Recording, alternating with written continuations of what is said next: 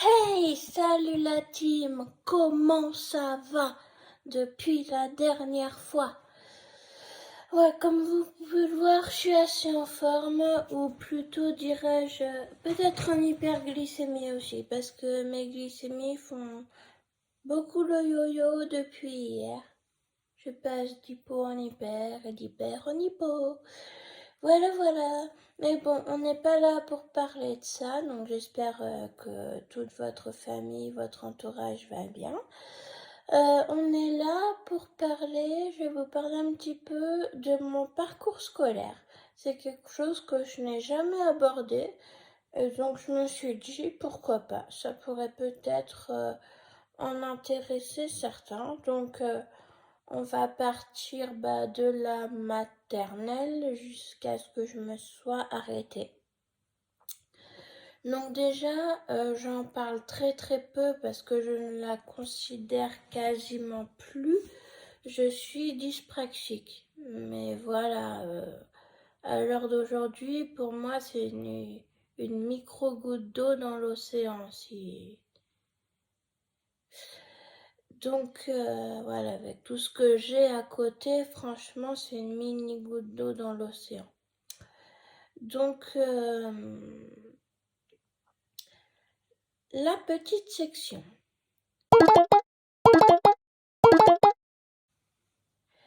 Et la petite section, ça s'est passé nickel chrome. J'ai toujours été intéressée par les activités, je faisais bien mes exercices. Comme je suis une grande préma, la maîtresse avait dit de pas s'inquiéter sur mes retards, car pour elle, il n'y avait rien d'inquiétant. À cette époque-là, on ne savait pas que j'étais dyspraxique.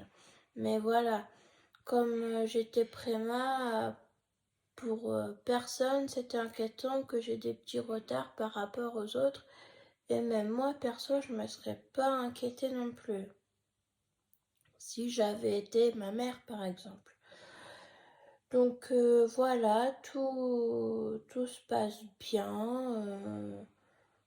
Enfin, j'en ai pas trop de souvenirs, mais si une petite anecdote que donc j'emmenais toujours un doudou mouton avec moi.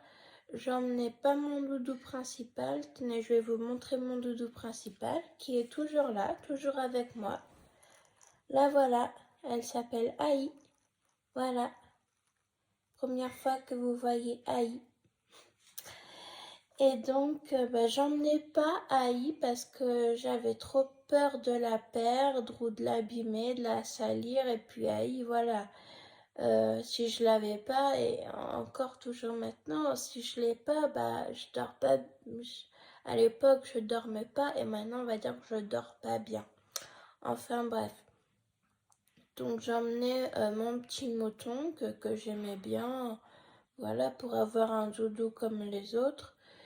Et un jour, j'avais perdu le mouton, donc drame, je m'étais mise à pleurer, enfin logique, comme tout enfant aurait fait.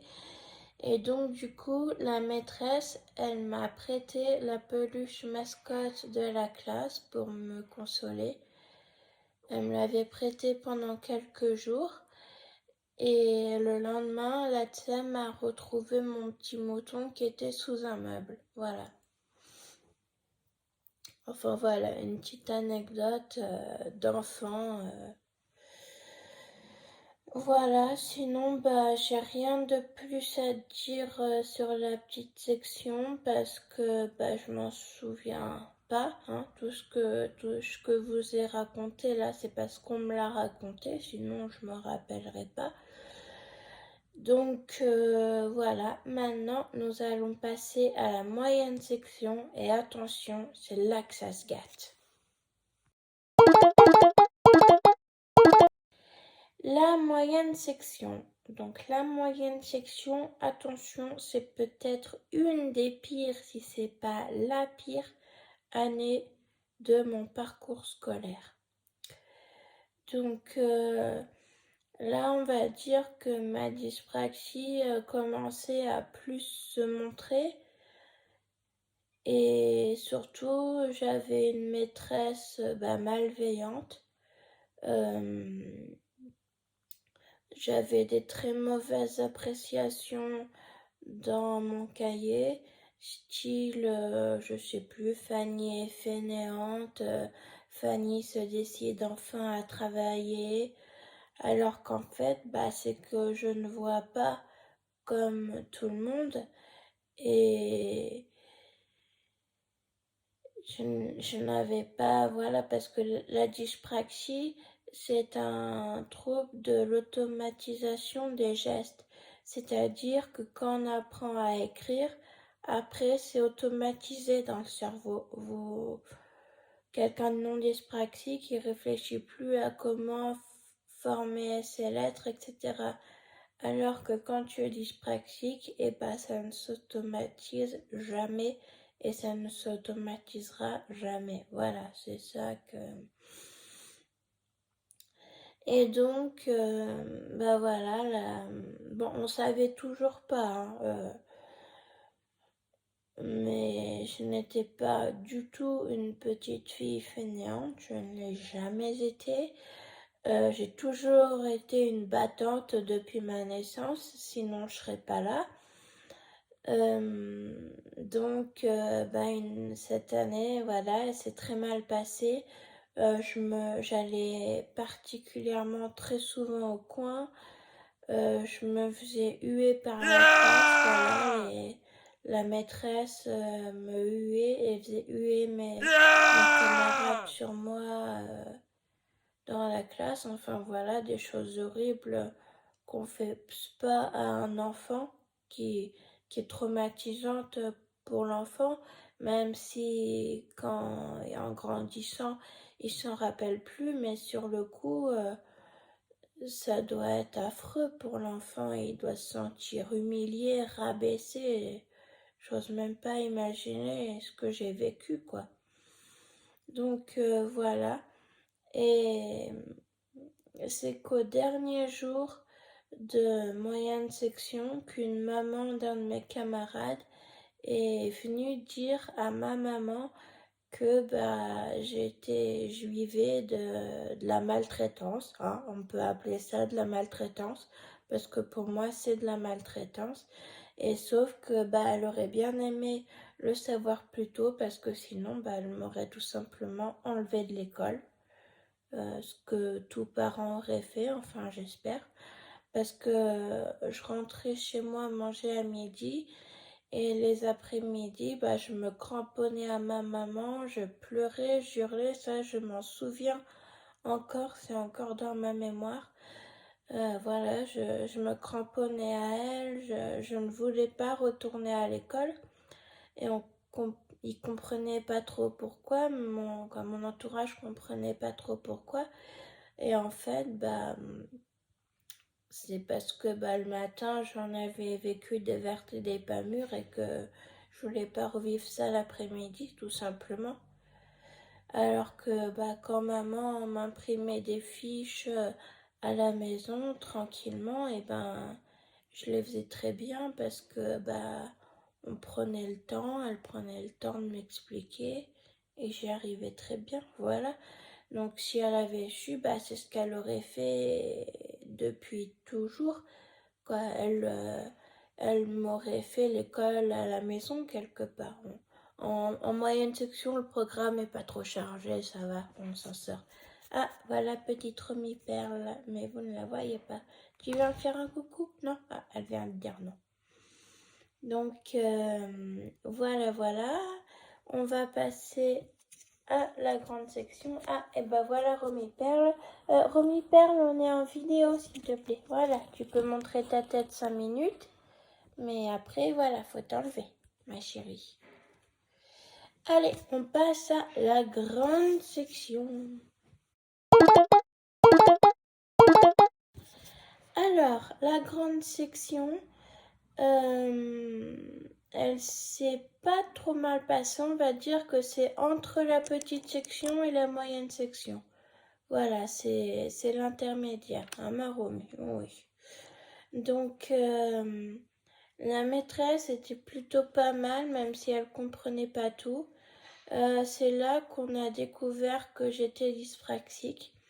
La maîtresse elle voyait qu'il y avait un problème chez moi, que quelque chose qui n'allait pas autre que la prématurité. Donc elle avait fait avancer la visite médicale scolaire pour que... Romy, attends, oui, je vais te faire des câlins, oui. Ma chatte veut des câlins.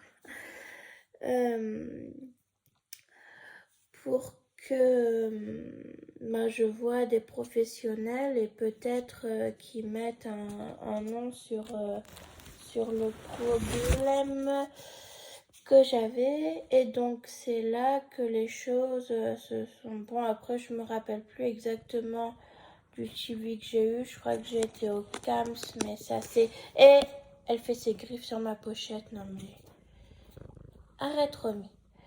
Donc voilà, je sais plus exactement quel suivi j'ai eu. Enfin, j'ai été un peu prise en charge. Je sais que j'ai allé voir un psychomotricien qui, bon, pour lui, il n'y avait pas de problème, mais bon, si. Désolée, Romy est très collante aujourd'hui. Donc voilà, voilà. Bon, après, la grande section, c'est pas trop... Je suis vraiment désolée à cause de Romy. J'aimerais bien qu'elle vienne vers moi, mais elle n'arrête pas de se mettre devant la caméra. C'est assez pénible. Viens faire câlin si tu veux, couche-toi. Mais tu perturbes la vidéo là, ma cocotte. Allez, hop. Voilà, désolée encore une fois. Elle m'a coupé cette petite bestiole là. Qu'est-ce que j'étais en train de dire? Oui, voilà, que j'avais un suivi, mais pas top top. Et c'est en cherchant sur internet tout ça que mes parents ont découvert la dyspraxie. Et après, on va passer, on va voir la suite du parcours de diagnostic. Enfin bref. Enfin, la grande section, en moyenne, elle se passe bien, on va dire. Même si la maîtresse comprend pas tout, elle essaye de comprendre, mais elle comprend pas trop. Enfin bref, voilà. Je me rappelle une fois, je sais pas pourquoi, elle était très énervée contre moi. Je me rappelle une fois, et ça a été traumatisant à quel point je l'ai toujours dans la tête. Elle m'avait envoyé en classe de moyenne section, c'est-à-dire là où j'ai été maltraitée. Et donc, ça a été un peu quoi, pour moi, ça a été traumatisant, ouais. Ça, est-ce que je l'avais raconté ou pas à mes parents, je sais plus, parce que j'étais une petite fille qui disait rien. Je dis toujours, je dis un peu plus, mais je dis toujours à peu près rien. Bon, il y a des choses, je suis obligée parce qu'elles se voient maintenant. Mais sinon, je suis quelqu'un qui, je sais que c'est pas bien, mais qui garde beaucoup pour soi, énormément pour soi. Voilà. Et sur ce, on va passer au CP. Quoi, là, je vais plutôt faire une rubrique école primaire, hein, parce que ça va aller assez vite.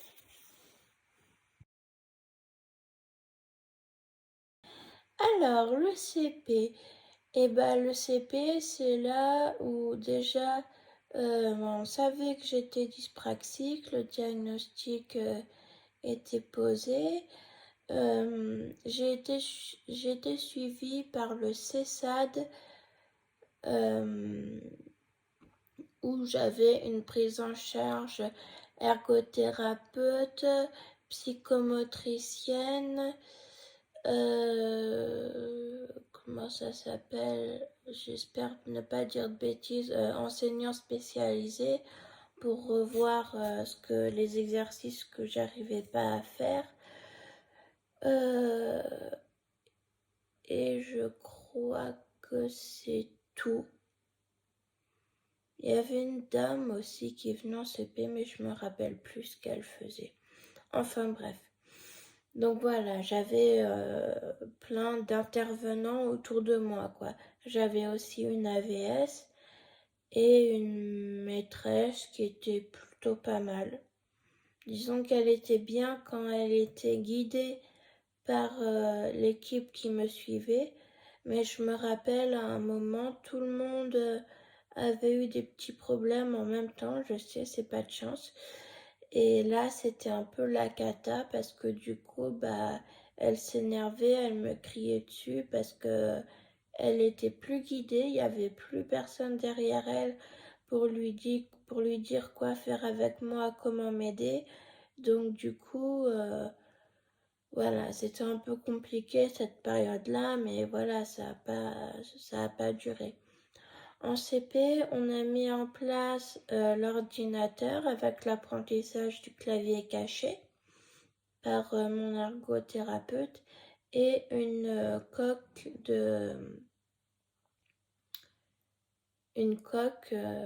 en plâtre. C'est pas du tout ce que je vais avoir dans quelques mois, hein, ça a rien à voir. Là, c'était les anciennes coques bien dures, bien... Non, non, là, je pourrais même pas m'asseoir dedans une seconde, vu mes douleurs, tellement c'était dur. Voilà, donc le CP, j'avais pas spécialement de difficultés scolaires. C'était plus, on va dire, ma dyspraxie qui me gênait un petit peu. Et, euh, et aussi la relation avec les autres qui commençait à se compliquer. Mais bon, j'avais quand même des copines qui me comprenaient, qui savaient que j'étais un peu différente et qui acceptaient ça tout à fait. Voilà, j'avais pas d'enfant méchant. C'est là où j'ai eu mon premier amour aussi, qui a duré jusqu'à la 6e sans aucune rupture. Bon, je sais, c'est pas pour un enfant, mais pour moi, ça compte quand même. Voilà, je me rappelle de lui, je pense de temps en temps à lui. On va plus dire que je suis amoureuse, mais voilà, et il me protégeait, et surtout son grand frère me protégeait. J'aimais beaucoup son grand frère aussi. Et quand quelqu'un m'embêtait dans la cour, je savais qui allait trouver. C'était son grand frère ou lui si son grand frère était pas là. Mais en principe, c'était son grand frère et les autres, après, ils m'approchaient plus, hein. Donc voilà. Et au CP aussi, ce qui a été bien, qui a été mis en place, c'est que je bougeais pas beaucoup. Bon, j'attrapais facilement froid et ça, bon, maintenant j'ai plus d'immunité, donc c'est version plus, plus, plus, plus, plus, plus, plus. Mais pour éviter donc que j'attrape des bronchites, que je tousse trop, voilà, comme j'avais des problèmes bronchiques dus à ma prématurité et que ça je l'ai depuis toujours et ça s'est aggravé maintenant, mais bon, c'est une autre histoire. La maîtresse avait mis en place la possibilité que je puisse rester dans la classe. D'autres enfants avaient aussi le droit de rester, ceux qui n'avaient pas envie de sortir parce qu'il faisait trop froid, ou mes copines qui avaient envie de rester avec moi. Voilà, ça a changé. Enfin, il y avait toujours moi et les autres élèves, après, ça changeait. Et on faisait des jeux de société. Et ça, vraiment, c'était super parce que, et je trouve que ça devrait se faire partout, quoi, parce que ça force pas les enfants frileux et fragiles niveau santé à sortir, mais en même temps, on se détend, c'est une autre ambiance que l'école, voilà, on rigole, on apprend en même temps, c'est là où j'ai appris à jouer au Uno, donc on apprend des jeux pas mal, mais tout en rigolant, en s'amusant, voilà, on n'est pas... si tu te trompes, tu vas pas te faire fâcher, on dit, voilà, c'est toute une autre ambiance. Et c'est mon AVS, je ne me rappelle plus de son prénom, qui faisait cette activité et franchement, moi, j'ai trouvé ça formidable. Bon, après l'été, tout le monde allait dehors, les récrés étaient plus longues, je jouais avec mes copines ou le groupe d'amoureux de mon chéri, ça dépendait des fois de mes envies, des périodes. Enfin voilà, le CP, voilà pour le CP.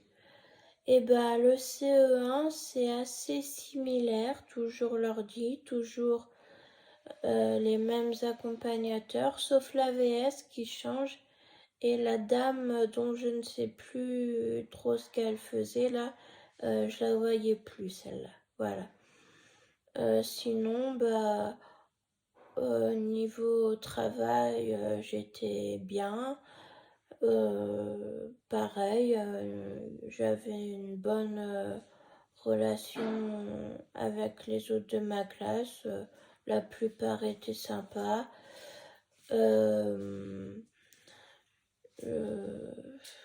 Après, il y a eu des petits soucis familiaux, donc ça m'a un petit peu perturbée. Souvent, les matins, quand j'arrivais à l'école, je pleurais, tout ça. Mais bon, tout le monde était au courant, donc tout le monde faisait attention, quoi. Voilà, même mes copines, elles savaient, ceux qui me suivaient, ils savaient. Donc, ça allait quoi, ils étaient, je sais plus comment, bon je perds mes mots, mais ils étaient cool quoi. Et voilà. Et ben sur ce, on va passer au CE2 parce que je crois que sur le CE1, je n'ai plus rien à dire. Alors, au CE2, le CE2, franchement, une année top. Mais quand je dis top, c'est top de chez top.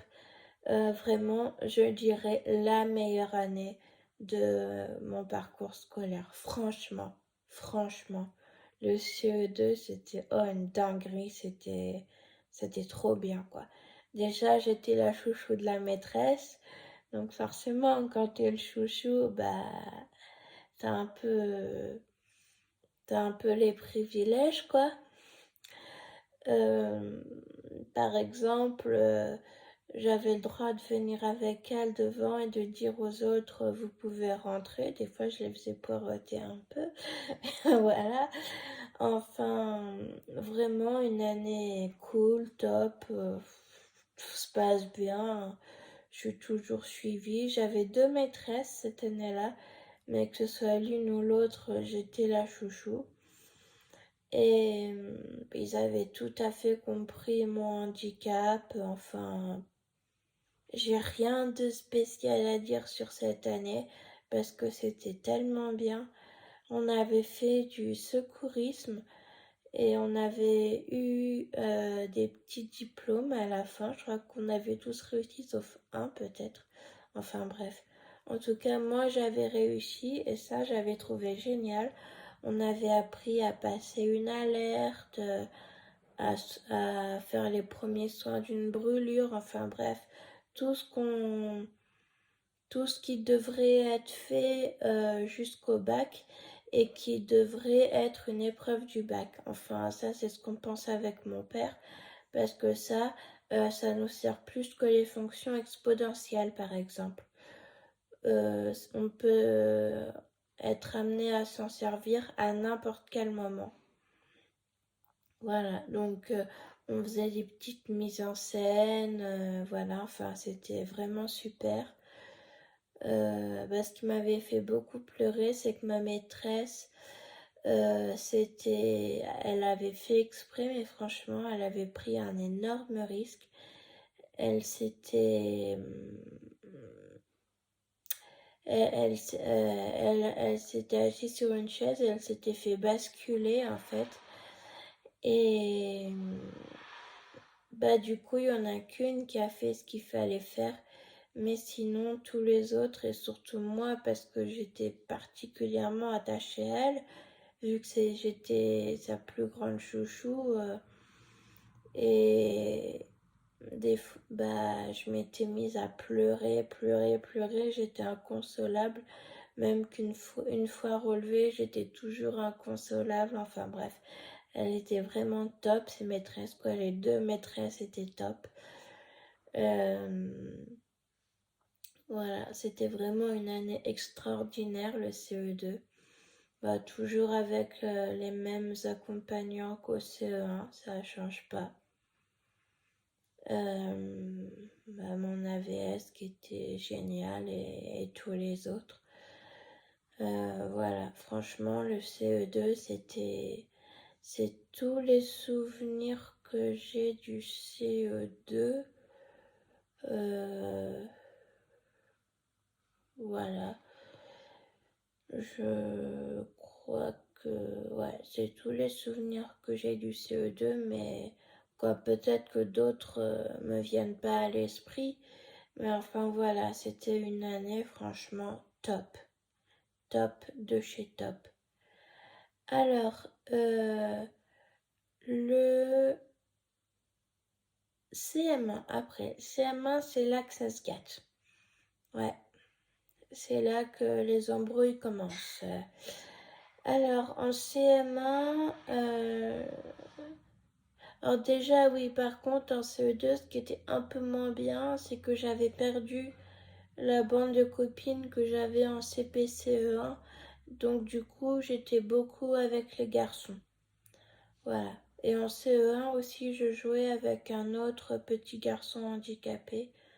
Et de temps en temps avec mes copines, ou de temps en temps avec les deux, enfin bref. Mais voilà, en CE2, j'avais perdu ma bande de copines. Quoi, disons que la meilleure était partie et les autres avaient totalement changé. Et voilà, on n'avait plus du tout les mêmes centres d'intérêt, etc. Mais donc, du coup, quand les garçons jouaient pas au foot, et ben on jouait aux petites voitures, comme on faisait depuis le CP, quoi, mais on le faisait un peu plus. Voilà, sinon, bah, CM1, j'avais un maître, ça changeait des maîtresses, et un maître qui faisait que ce que je détestais, les maths et le sport. Les deux trucs que je haïssais à l'école, que j'aimais le moins, c'était les maths et le sport. Tous les soirs, il y avait un exercice de maths à faire, sauf que dû à ma dyspraxie, j'étais claquée le soir. Donc le plus souvent, c'était maman qui me le faisait, qui m'expliquait à la va-vite, parce que j'étais pas capable de le faire, tout simplement, je pouvais pas. Et puis le sport, forcément, il me tuait encore plus à faire du sport. Et ouais, en CM1, quelque chose, il y a eu, je vais déjà partir sur une chose beaucoup moins cool pour finir sur la plus cool. Un jour, il n'y avait pas mon AVS cet après-midi-là, sinon ça se serait passé autrement, c'est sûr. On faisait du rugby. J'étais nulle au rugby, limite je faisais semblant de courir. Je n'avais aucun but dans le jeu. Et je ne sais pas pourquoi, par malchance, par malédiction, j'ai eu le ballon. Et là, toute la classe s'est renversée contre moi. Moi qui étais légère comme une plume, je me suis retrouvée par terre avec toute la classe sur moi. Je me suis mise à pleurer parce que je m'étais fait hyper mal au coccyx. Et d'ailleurs, j'arrivais à peine à marcher. C'était vraiment... Je marchais en pleurant énormément, quoi. Et donc, le maître, il me voit pleurer et tout. Il dit, oh, va t'asseoir là-bas 5 minutes et après tu reviens jouer. Donc déjà, je me relève avec toutes les peines du monde et ça, je m'en souviens très très bien.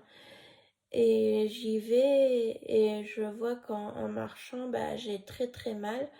Donc de l'endroit où j'étais par terre à l'arbre où il m'avait indiqué d'aller m'asseoir, et j'ai fait que pleurer. Et il m'a fait revenir parce que il y avait une fille qui avait pas sa tenue de sport. Et quand on n'avait pas sa tenue de sport, on faisait pas sport. C'est ce qui aurait dû m'arriver ce jour-là. Enfin bref. Du coup, on s'amusait. Quoi, j'étais toujours limite. Je pleurais plus, mais voilà, je serrais des dents très très fort. J'avais hyper hyper mal. et on jouait entre guillemets, hein, parce que moi j'appelle pas ça vraiment jouer, à se faire des passes avec un autre petit ballon en mousse qui... Mais voilà, c'était vraiment très très calme, hein. Moi, de toute façon, je pouvais pas bouger. Et là, il m'a dit de revenir. Donc, je me suis relevée encore une fois avec toutes les peines du monde. Je me suis remise à pleurer parce que marcher, ça faisait trop trop mal. Et du coup,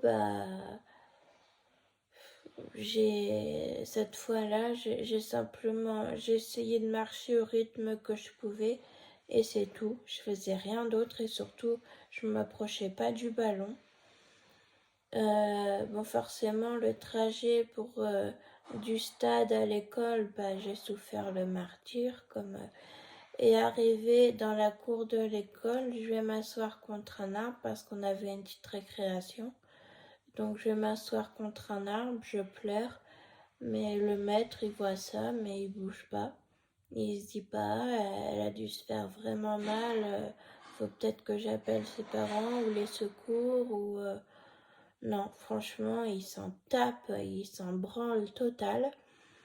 Euh, donc voilà, après, on remonte en classe. Donc là, il y avait les escaliers. J'ai dû vraiment beaucoup morfler à les monter. Et je retrouvais ma coque bien dure. Youhou! Donc voilà, la journée, j'avais hâte qu'elle se termine et de rentrer chez moi parce que j'avais juste trop hyper mal. Après, je raconte ça à ma maman, mais bon, des fois, les enfants, ils en rajoutent un peu. Donc, sur le coup, elle s'est pas du tout inquiétée. J'ai pris un Doliprane et voilà. Et puis après, comme je cachais tout, je gardais ma douleur pour moi. Et puis, au bout de quelques jours, c'est devenu... J'avais toujours mal, toujours mal. Et au bout de quelques jours, maman et une des auxiliaires de vie regarde et elle voit que, en effet, mon coccyx, il était tout jaune et tout gonflé. Et du coup, elle appelle le médecin qui me fait tout de suite une dispense de sport. Là, il a dit c'est repos. Bon, c'était trop tard pour aller passer une radio, mais limite, il engueule maman comme quoi il aurait fallu m'emmener tout de suite passer une radio, que même le maître aurait peut-être que même le maître aurait dû appeler les secours. Enfin bref, que j'aurais dû passer une radio tout de suite. Après le choc, que maintenant c'était trop tard, ça avait déjà dû commencer à... Mais pour lui, un coccyx dans cet état-là, il était au moins fêlé. Donc peut-être que je me suis cassé le coccyx, ouais. Mais bon, il était au moins un peu fêlé, quoi. Donc c'est sûr, je me suis fêlé. Voilà. Donc du coup, j'ai une dispense de sport parce qu'après on allait s'entraîner pour le cross. Donc j'ai une dispense de cross.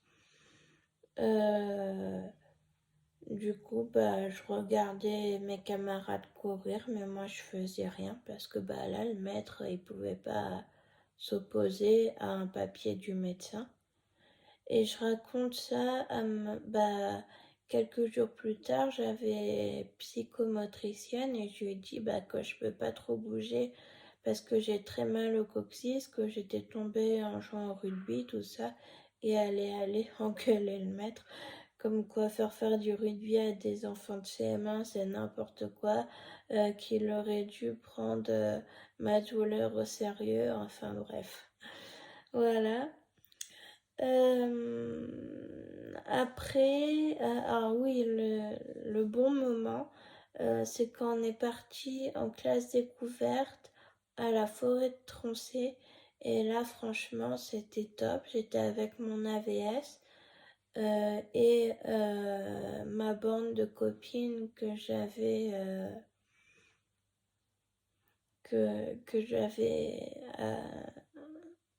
sur le moment, quoi.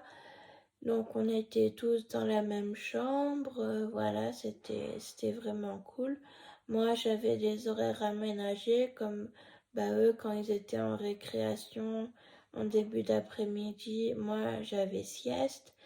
Et quand on rentrait des activités en fin d'après-midi, pareil, je refaisais une petite sieste avant d'aller manger à la cantine. Quoi, voilà, leur espèce de cantine qui faisait un beau camp. Mais un beau camp, un truc de malade.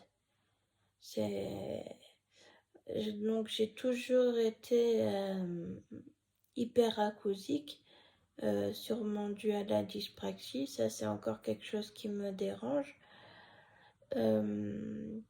Et donc quand tu es hyperacousique, bah forcément t'entends tout en plus fort. Donc en fait moi j'entendais tout en plus fort, le brouhaha qu'il y avait. C'était très dur à tenir pour moi. Enfin bref. Sinon bah, on a fait de super découvertes et tout. C'était vraiment un top. On a appris à découvrir la forêt, les arbres, les animaux. Enfin, moi, les deux parties, j'ai bien aimé, que ce soit arbres ou animaux. Les deux m'ont beaucoup intéressée. Bon, j'aimais pas trop marcher dans la forêt, par contre, parce que il y avait des branches d'arbres partout et tout, donc j'avais toujours peur de me cogner, de tomber, enfin voilà. Et bon, à cette époque, je faisais pas trop de chutes encore, ça allait. Après, et voilà. Et une journée, on partait toute la journée, c'est-à-dire que ils nous avaient préparé des sandwichs et on partait sur toute la journée. Et donc du coup, je pouvais pas faire ma sieste début d'après-midi. Donc j'avais un sac de couchage, je l'avais emmené pour me reposer dans la forêt comme ça et le mettre. Ça c'était un moment cool que même mon AVS a pris en photo. Comme excuse, il avait peur que j'ai peur toute seule alors que pas du tout, hein. Moi j'avais pas peur. Mais c'était son excuse en fait pour aller se reposer avec moi. Voilà. Voilà, et ben c'est tout pour le CM1, enfin voilà, une année avec des hauts et des bas, on va dire.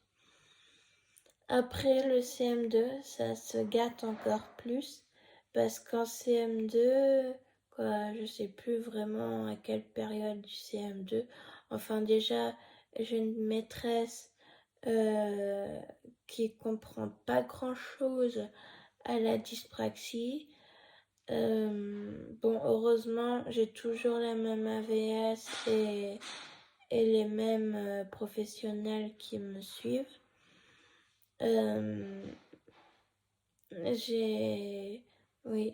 J'ai toujours... et donc, désolée, je bégaye, je suis fatiguée. Et donc, oui, à une période du CM2, ça devait être dans l'hiver, je sais plus. Enfin bref. J'avais des gros soucis type asthme et je pense aujourd'hui que c'est mon asthme qui faisait une première apparition, sauf que ça a mal été diagnostiqué. Le pneumologue qu'on avait été voir était nul. On aurait dû direct aller au CHU voir des gens bien, mais bon, à cette époque on savait pas.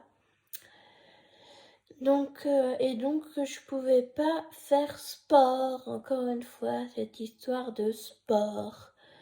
Parce que sinon, au niveau du travail, tout ça, je m'en sortais bien, je m'en suis toujours bien sortie en primaire.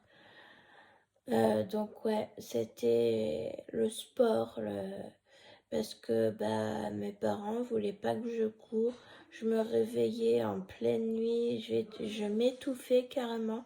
J'arrivais plus du tout à prendre ma respiration. Donc mon père se levait, il me faisait faire mon inhalateur. Je me rendormais plus ou moins, je toussais.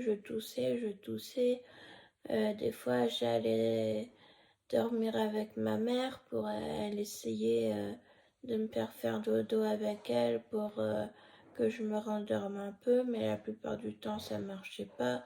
Enfin voilà, je zigzaguais un peu entre le lit de mes parents et mon lit parce qu'un coup, je voulais aller vers ma mère, un coup je voulais retourner dans mon lit, enfin bref, c'était le bazar les nuits, pendant quelques semaines on va dire. Et donc, et la maîtresse ne comprenait pas que j'essaie de tout, qu'elle soit dérangeante, que je sois très fatiguée parce que forcément, j'étais éclatée, hein, Et donc, voilà, c'était des petites embrouilles pour ça, mais bon, ça restait tout à fait, ça restait tout à fait correct, quoi. Il n'y avait pas besoin de faire un PAI ou un je ne sais quoi de toute façon, je n'étais pas diagnostiquée asthmatique. Sinon, ça l'aurait peut-être un peu plus calmé. Mais non, c'était exactement comme je fais une crise d'asthme, mais sauf que, ils sont sûrement passés à côté de quelque chose qui est revenu quelques années plus tard, mais ça, on en parlera dans la prochaine vidéo. Je vais m'arrêter là car il est l'heure de ma sieste passée. Vous voyez, je suis fatiguée, j'ai des cernes. Et puis je suis en hyperglycémie, je vois tout flou. J'espère que je vais arriver à dormir parce que quand je suis en hyper, c'est compliqué, mais avec la fatigue, on y croit qu'elle prenne le dessus sur cette fichue hyper. Bon, sur ce, je vous laisse. N'hésitez pas à liker, commenter, partager. Il me faut pas mal de likes pour la suite, pour collège et lycée. Sinon, je ne ferai pas la suite. Tout simplement, si vous m'explosez pas la barre des likes, explosez les partages, explosez les commentaires, explosez tout ce que vous voulez. N'hésitez pas à vous abonner aussi si c'est pas fait. C'est très très important.